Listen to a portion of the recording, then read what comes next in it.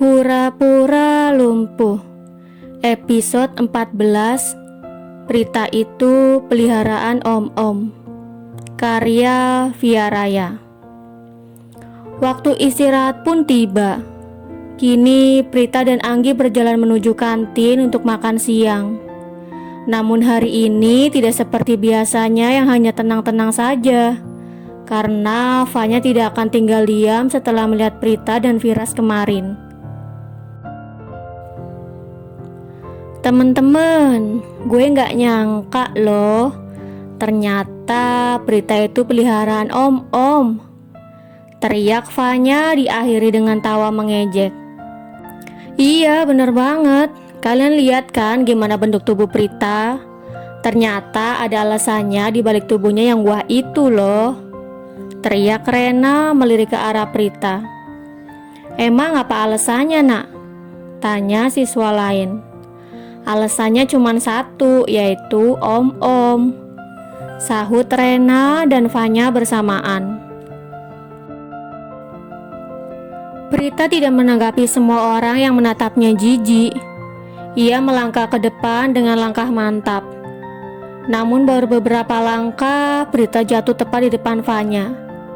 Ia jatuh tersungkur ke lantai karena ada seseorang yang sengaja menyangkat kakinya. Tidak diragukan lagi bahwa seseorang itu adalah Fanya. Satu-satunya orang yang merasa tersaingi karena Prita jauh lebih cantik darinya. Sebenarnya bukan hanya itu saja, tapi karena anak laki-laki yang ia sukai ternyata menyukai Prita. Lo apa-apaan sih Nyak? Berani macem-macem sama Prita, gue colok mata lo, kata Anggi sambil membantu Prita berdiri. Udah Anggi, orang kayak gitu mah gak usah diladenin. Mendingan kita ke kantin, gue udah lapar banget nih, kata Prita tidak ingin lebih ribut lagi. Tiba-tiba Pak Irsyad datang entah dari mana dan membantu Prita berdiri. Sedangkan Prita menoleh ketika Pak Irsyad sedang menyentuh tangannya. Lepasin, gak usah sok peduli deh, bentak Prita menghempaskan tangan Pak Irsyad. Jantung Pak Irsyad serasa lepas mendengar perkataan Prita. Untuk pertama kalinya ia melihat Prita bersikap seperti ini padanya. Karena biasanya Prita akan bersikap manja dan ceplas-ceplos mencari perhatian.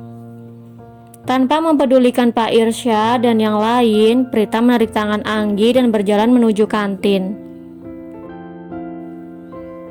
Sebelum itu, ia sempat menoleh ke belakang melihat bagaimana ekspresi Pak Irsyad yang menatap tangannya kosong.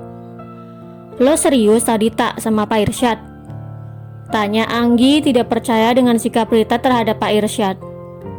Serius lah, gue gak mau menerima sikap baiknya lagi. Gue takut perasaan ini gak bisa musnah. Jadi gue mutusin buat ngejauh dari Pak Irsyad, sahut Prita percaya diri. Bagus deh kalau gitu. Lagian kan lo udah punya Om Viras yang punya segala-galanya. Dibandingin Pak Irsyad, Om Viras jauh lebih ganteng juga lebih tajir, kata Anggi memuja Viras. Iya aja deh, sahut Prita malas. Mereka terus melangkah ke kantin dan sampai di sana Prita juga Anggi memesan bakso dan 2 minuman dingin. Panas-panas gini kayaknya enak nih makan bakso. Terus minumnya yang dingin-dingin deh. Menurut lo gimana Nggi? Tawar Prita. Yo imamen, setuju banget gue, sahut Anggi sambil menggerak-gerakkan tangannya ala rocker. Ya udah, gue pesen dulu ya. Prita berjalan ke arah tukang bakso. Mang, bakso 2 ya, pakai sayur aja, kata Prita pada tukang bakso. Siap Neng Prita, sahut tukang bakso meletakkan telapak tangannya di dahi. Prita kembali ke mejanya dan beberapa menit kemudian bakso pun sudah jadi dan sudah diantar. Makasih Mang, kata Prita dan Anggi bersamaan. Sama-sama Neng Prita, Neng Anggi, sahut tukang bakso mengulas senyuman. Gue lupa pesen minum lagi tak? Kata Anggi. Ya udah pesen Gi sana, sahut Prita. Ketika Anggi sedang memesan minuman, datang seorang anak laki-laki yang langsung duduk di sebelah Prita. Ia terlihat ingin mengatakan sesuatu, tetapi nampak ragu-ragu. Apakah ia harus mengatakannya atau tidak? Tak, panggil anak laki-laki itu yang diketahui memiliki nama Hegar. Sahut Prita tanpa menoleh sedikit pun, karena ia tahu suara milik siapa itu. Gue pengen ngomong sama lo, kata Hegar ragu. Mau ngomong apa? Tanya Prita sambil menuangkan sambal di mangkuk baksonya. Itu sambalnya jangan banyak-banyak, ntar lo sakit perut, kata Hegar mengingatkan. Nggak bakal, gue itu ratu pedes. Kalau makan gak pedes itu rasanya gak enak, Gar, sahut Prita masih menuangkan sambal di mangkuk baksonya. Tak, panggil Hegar lagi. Jawab Prita masih sama seperti sebelumnya. Gue pengen ngomong sama lo, kata Hegar lagi. Sebenarnya lo mau ngomong apa sih, Gar? Sungut Prita menaikkan nada suaranya. Ia menoleh di mana Hegar berada. Itu apa benar yang mereka katakan tentang kamu? Tanya Hegar ragu. Tentang apa? Tentang gue yang jadi peliharaan om-om, sahut Prita balik bertanya. Maaf, bukan maksud gue, kata Hegar terpotong dengan ucapan Prita. Itu semua gak bener, dia itu om gue dan terserah lo mau percaya apa enggak, gue gak peduli, sungut Prita menghentak-hentakan sendoknya di mangkuk bakso. Ada Hegar, lo gak makan? Sapa Anggi sambil membawa 2 gelas minuman dingin. Gue udah makan tadi. Gue cuman pengen nemenin Prita makan aja, sahut Hegar kikuk.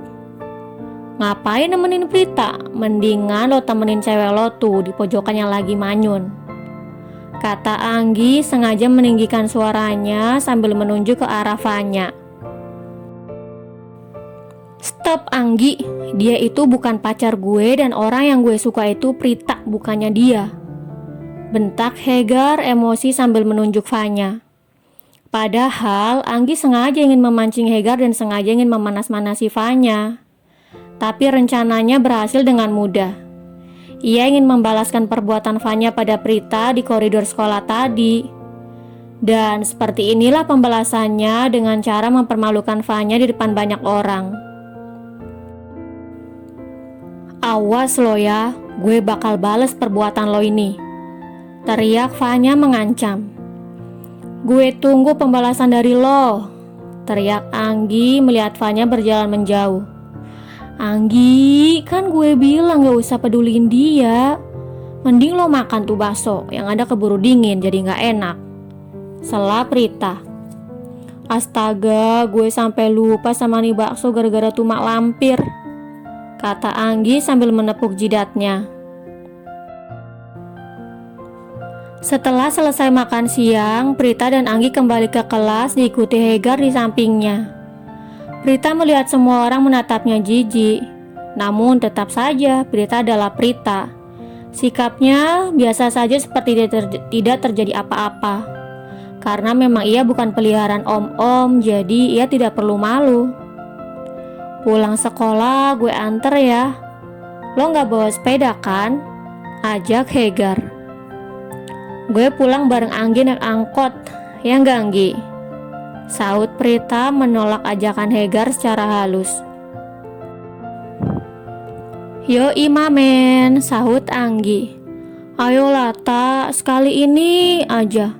Kalau enggak gue anter lo naik angkot juga ya, kata Hegar masih tidak menyerah. Terserah lo aja deh, Saut Prita menyerah. Yes, yes, yes. Pulang sekolah gue tunggu di depan kelas loh, kata Hegar melompat kegirangan. Lo serius tak? Kalau Om Vira jemput lagi gimana? Tanya Anggi khawatir. Biarin aja deh, gue gak tega nolak Hegar mulu, saut Prita lesu. Hampir ribuan kali Hegar menawarkan diri untuk mengantar Prita pulang. Bahkan dimulai dari kelas 1 dan sekarang sudah kelas 3. Prita tidak tega jika harus terus menolak ajakan Hegar. Dan ini untuk yang pertama kalinya ia menerimanya. Entah bagaimana nantinya jika Firas datang menjemput, Prita akan memikirkannya nanti. Bersambung. Jangan lupa untuk like, komen, share, subscribe, dan tekan tombol lonceng untuk mendapatkan notifikasi episode selanjutnya. Terima kasih.